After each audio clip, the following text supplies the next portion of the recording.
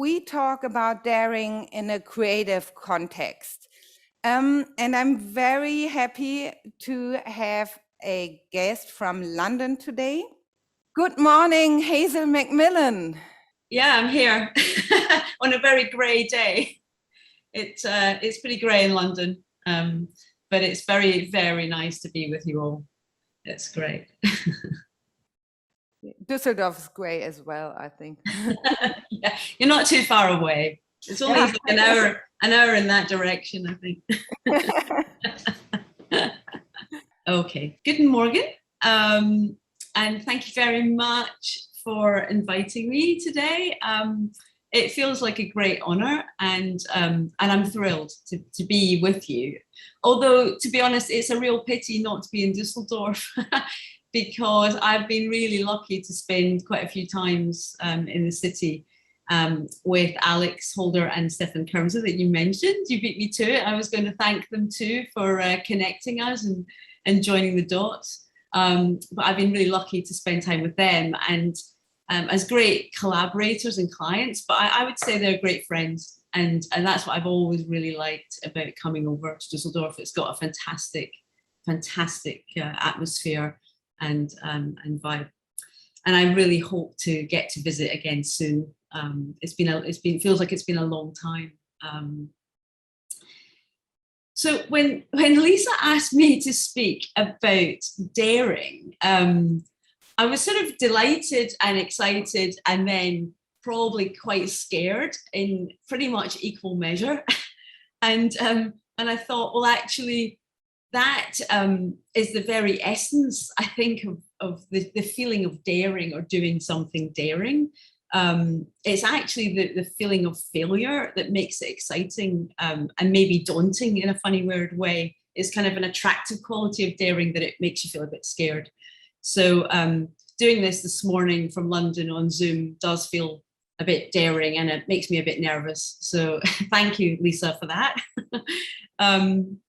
But, you know, when thinking about what does it mean, what is daring, I was trying to think like what makes me think of, what things make me think of daring.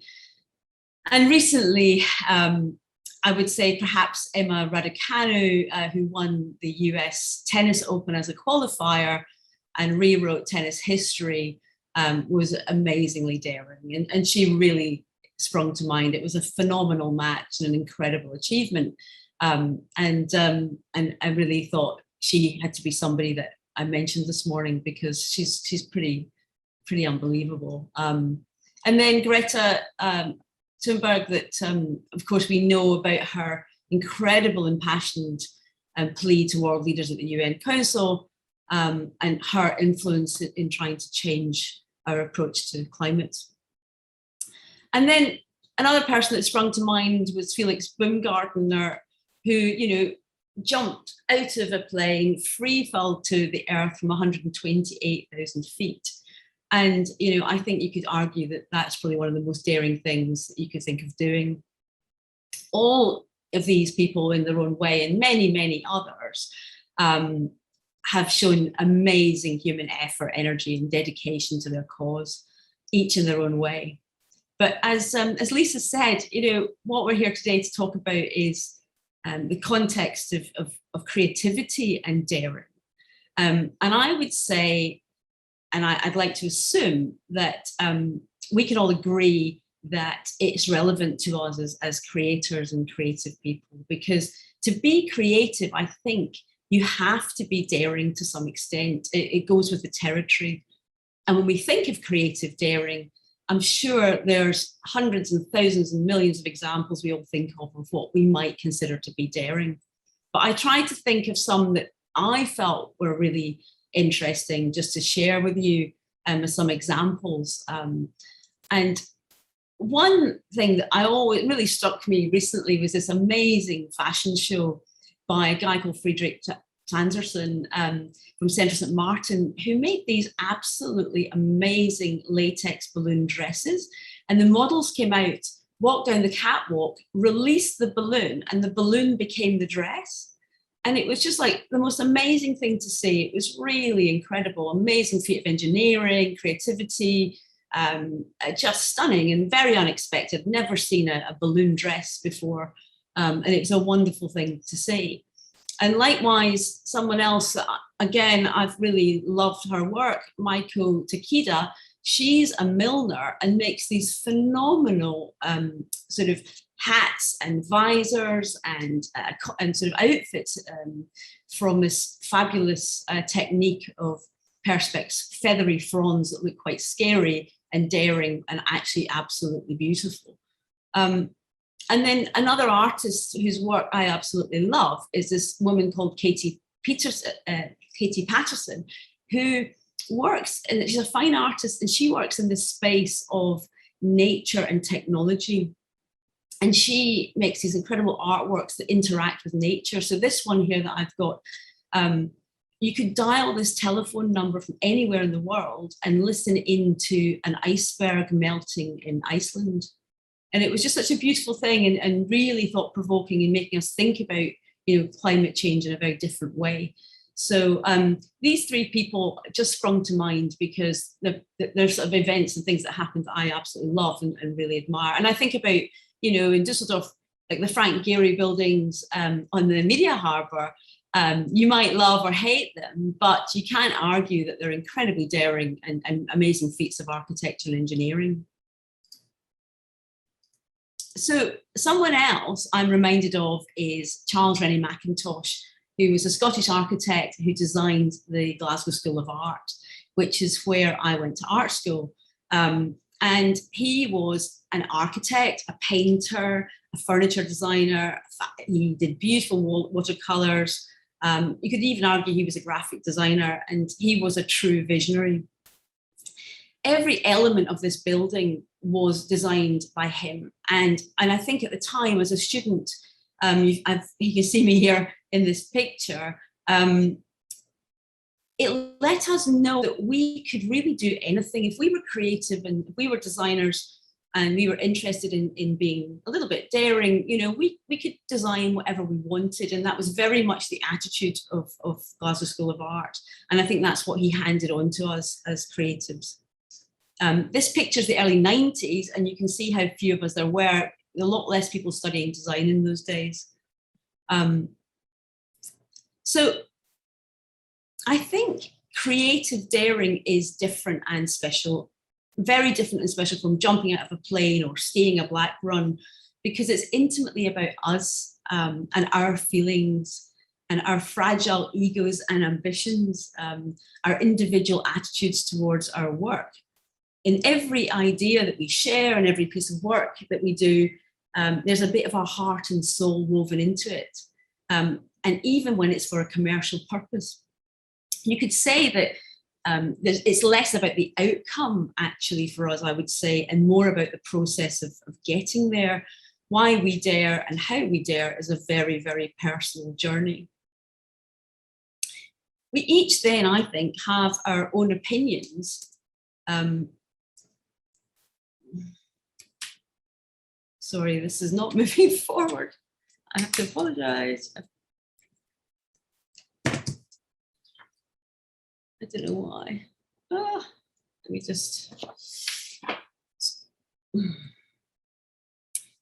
Sorry about this. There's a strange connection issue here that hasn't come up before. It's typical when you're live, isn't it, in the moment, and technical things pop up. Yeah, so where I was at. I think we each have our own opinions on what creative daring might look like or represent. And so beyond, an individual quest and a buzzy sensation that we get and a personal fear of failure, can we even define what it means to be creatively daring? Now, I'm going to go back. Okay, sorry about this, technical issues. Because I think things have really changed since the Charles Rennie Mackintosh days. And now, nudity is commonplace on television. You could argue facial tattoos, perhaps one of the most daring identity actions, and have now become, high street fashion. And people are completely open about their innermost thoughts across all media. So you could be forgiven for thinking that, it's harder than ever to be daring and be creatively daring, perhaps almost impossible. But I would say the opposite could be true, because if it's not, it's not what other people see as daring that's important, but rather what we ourselves think and feel, then perhaps putting a pen to paper is the most daring creative act of all. One thing we know for sure, I think, is that the role of the creator and the designer is an important one in society today. And thanks to people like Greta, we're more aware of issues that we face globally and locally, climate crisis, species extinction, social inequalities, and human injustices. We're far more aware, we're far more connected, and we know what's going on in the world far more than we ever did. So I think with our ability and aptitude to come up with new associations and come up with new ideas, we can be instrumental in finding new solutions. And as creatives, it will be our daring ideas that can make a difference in the world. This is a great quote from a recent book by Natalie Nixon, which is really interesting, called The Creativity Leap. And she talks about the importance of creativity in business. And I think it's a great description of creativity. It doesn't cover daring, actually, but it does cover the process. And I think maybe, it's this plus daring that really makes us feel and be creative.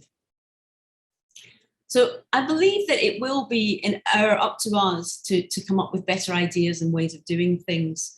But I don't think it's just going to be in being creative. It is obviously about working with emerging technologies. And I think it's that combination of our daring ideas and our daring use of technologies that we're not even aware exist yet that will define our willingness and ability to be daring. And it'll be more important for us to understand the limits of technology that will be really important.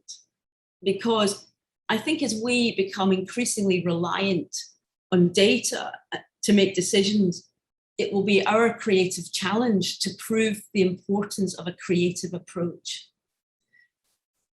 Our role being daring creators will not just be about coming up with groundbreaking thoughts, but our ability to convince people of their relevance and actually making them happen. Because we know that data is absolutely vital in understanding what's gone before. Of course it is, and it's helpful in shaping our ideas for the future, but it shouldn't limit our vision about what should come next.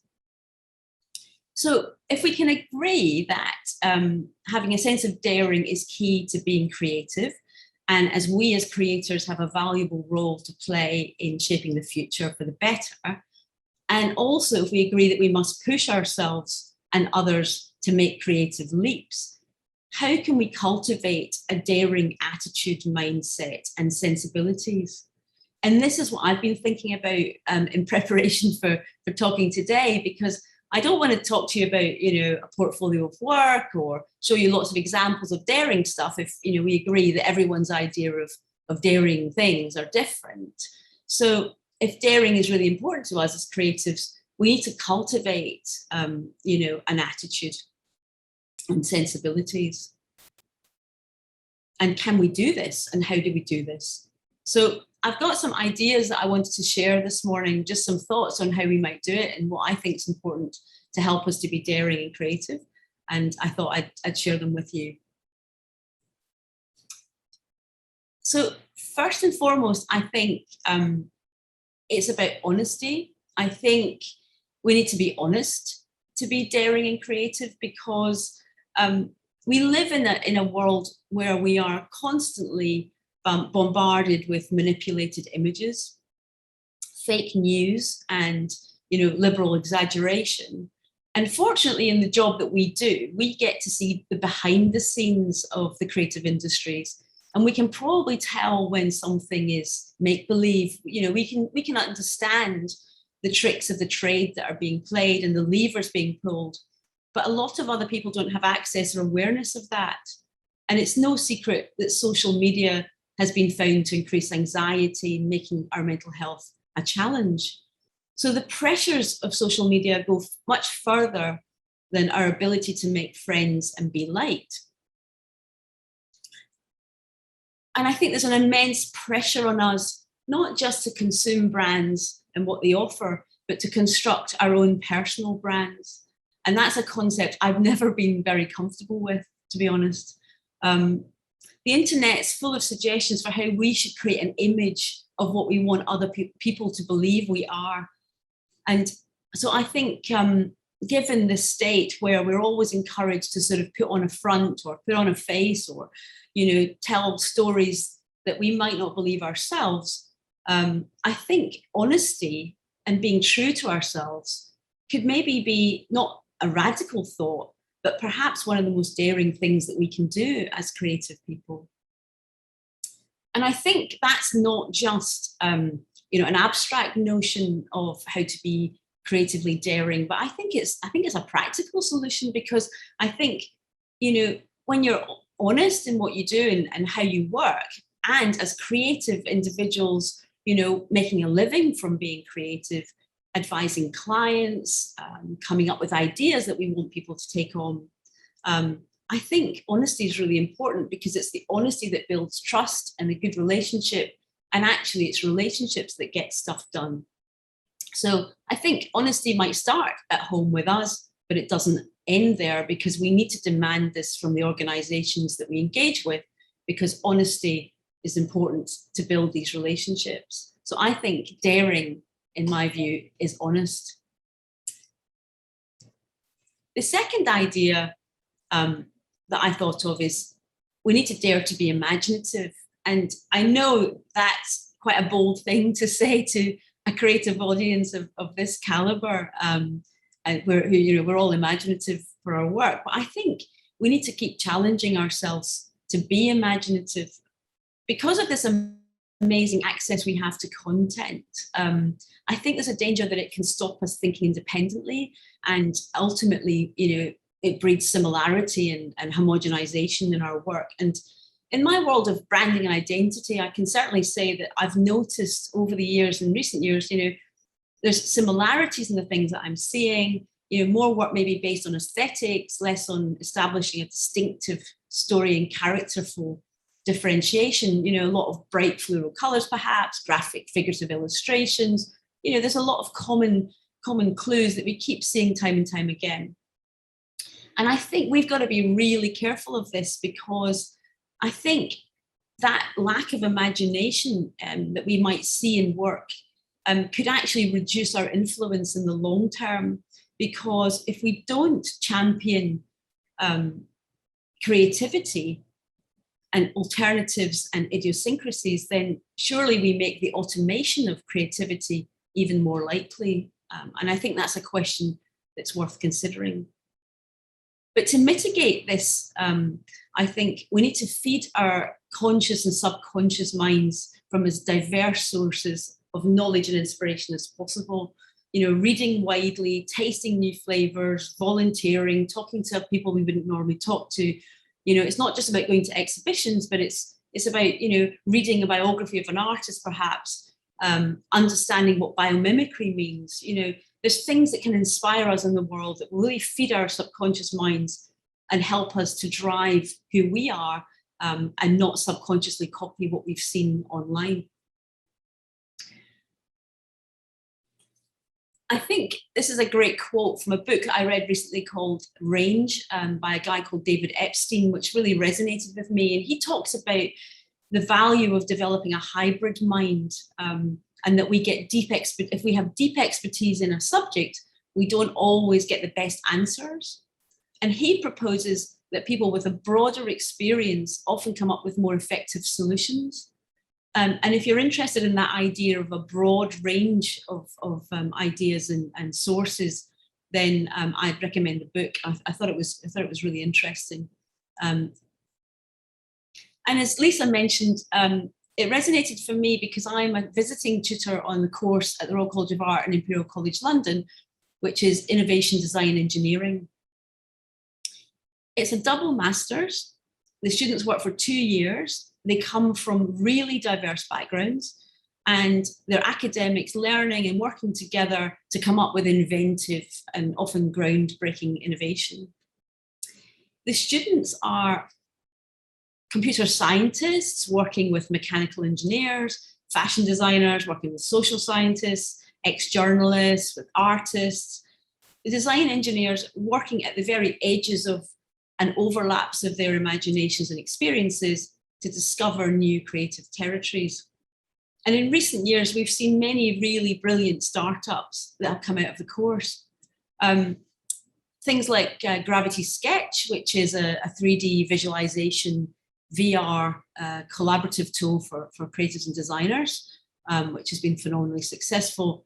Recently, Saltico, which is a company that makes regenerative fibers for the fashion industry. Jelly Drops, which the team here, Nick, Claudia, they developed sweeties, which are hydration. They hydrate people with dementia. And the Tire Collective, they are collecting polluting toxic dust from tires at source. And they've won a Forbes 30 Under 30 award in the last year for that, and also Dyson Award. And then one of the most interesting ones that's just come out last year is Quell, which is a sports gaming fitness company where you can basically exercise in your own room and be part of a game. And that's just got a lot of funding from Y Combinator in the first year. So, these are just a sample of projects that have come out of the course. And it's just really showing that the combination of people coming together from different backgrounds and expertise in multidisciplinary conversations are bringing about new ideas, creating innovative materials, products, services, software, processes that didn't otherwise exist. And my observation of working with them, which is a real privilege and always really exciting and interesting, is that their designers' palette is not about color and texture, image making and form. It's about understanding finance and funding. It's about understanding business models and future trends, manufacturing processes and waste management, sustainability and the circular economy, psychology, neurolinguistics, biosynthetics, and generative design. I mean, what they do is across the board. And they are proving, I think, that the role of the creator can be both creatively daring and commercially inventive. The more imaginative, the better. So I think, daring is about being imaginative. And I think also, we need to nurture our subconscious selves to make these lateral connections and find new solutions. And the way that it's described in the course is this idea of trans-disciplinarity, which is a complicated word, but I think it does describe the complexity of how we need to work in the future to find new solutions and push the boundaries of what's possible when we work together with lots of people from different backgrounds and experiences. And then the last slide, the last point, an idea I've got about how we can cultivate a daring attitude, I think is a spirit of generosity. I think when we come into contact with a business or a company or an individual who's generous, it makes us feel good. When we buy a pair of jeans that's not only got sort of organically sourced material, but beautifully weighted, hangs really well, and is good value for money, I think we notice that the company that's providing us with this are going the extra mile. They're working hard to bring us something that we might not have had before and to give us good value for money. And I think that that spirit of generosity is something that we notice because it doesn't happen that often. When we pick up a carton of milk, and it's not just a list of ingredients on the back, but the most thought-provoking thing you've read all day, I think we really notice it. And I think companies that understand the importance of a thoughtful, creative approach married seamlessly with their strategic objectives do perform better. I think we feel the love, and in return, we're more likely to give the love back. I think generosity goes a long way to surprise and delight us. And I'm going to mention the project that I did with Wacom with Alex and Stefan, who are actually on the call, is that my role with them over the last few years has been in the capacity of an executive creative director, and we were lead agency on this project. And we've developed several brands in recent years, one in particular for creative professionals and aspiring amateurs. And as an act of generosity, we recommended that they would transform their product packaging and point of sale displays into a gallery of new work from designers from across the world. And that was photographers, illustrators, 3D artists, and so on. And we curated and commissioned these new artworks from all over the world, from the UK, from across Europe, America, Korea, and Japan, and from well-established artists and others that were straight out of university. And we wanted to celebrate daring creativity and demonstrate Wacom's commitment to the creative community on these thousands of boxes that were shipped worldwide. Now, for any product company, this is an unconventional and a challenging thing to do, and as it was for Wacom, because it's very unusual not to put your product in the front of a box. But they committed to it when we launched the brand, and customers really enjoyed it, and we got some great feedback. And I think it really was a great symbol of generosity of a brand, and I think it got them noticed, and the creative community did appreciate the gesture. And as Lisa said, it was great to be recognised by a red dot. But we, as creators, we wanted to help Wacom to do something generous, and they were brave enough to do it. And that's, that was noticeable, and it was a really exciting project to be involved with. And I think as a creative practice, there are upsides to this generous approach, because I think it affects how you work, and it can lead more to a process of a partnership with clients rather than just about focusing purely on the output, and actually develop and help you develop with your clients a creative purpose. And without clients, these ideas would never happen. So I think as creatives, we need to be daring to be generous in our ideas and encouraging to our clients to help them to be generous as well, because I think it's a really great benchmark for any creative process. And lastly, really, I set up my business with one ambition, and that was just to do great work and hopefully work with some good people. And in the studio, when we're at our best, I think it really is a team effort, and everyone brings their own generosity into the mix. And we've been lucky to have loads of really fantastic people come and offer their ideas and their time and energy in trying to make good work. So I definitely think that, daring is being generous and sharing. So to wrap up, these were the ideas that I had about, how we can be more daring creatively, how we can cultivate a more adventurous attitude, perhaps, and mindset and sensibility in our work. And it'd be really interesting to hear what you guys think of that. And I think, it would be important to say, if we have a strong self-awareness, if we think far and wide about the possibilities of what we could be doing that's different, and we share our ideas through relationships with colleagues and clients and collaborators, then this is a good place to be. And from a really personal perspective, I thought I'd share some of my things and my work that I've been doing recently. Like everyone else, COVID's been a life-changing experience. And it's definitely encouraged me to take more time to do things that I might want to do that maybe I didn't make time for before. So to be a bit more generous maybe with myself in spending and how I spend my time.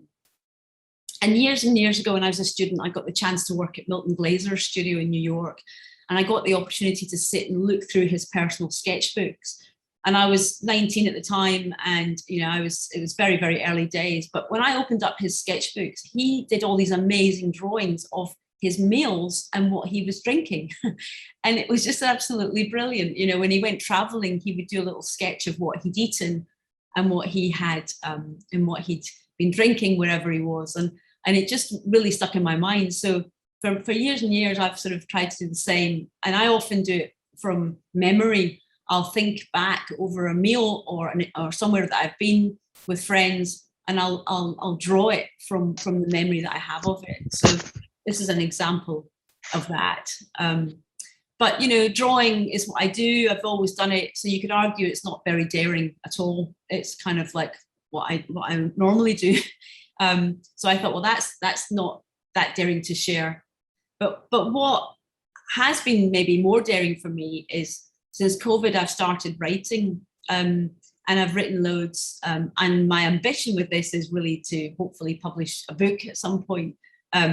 So in the spirit of being creatively daring, I thought I'd share that. And now I'm already getting that kind of weird buzzy sensation from mentioning it. But I really hope to do it, and so watch this space. So to end, I think, given we are very fortunate to be in a position where we have the chance to dare, I would say that I think we must use this chance and try to be daring in our work. And ultimately, I would end on the fact that I think the best thing you can possibly be is just be yourself. And that's really all we can say that daring is, I think, is being a creative person. Thank you, Hazel. Great talk. Thank you a lot.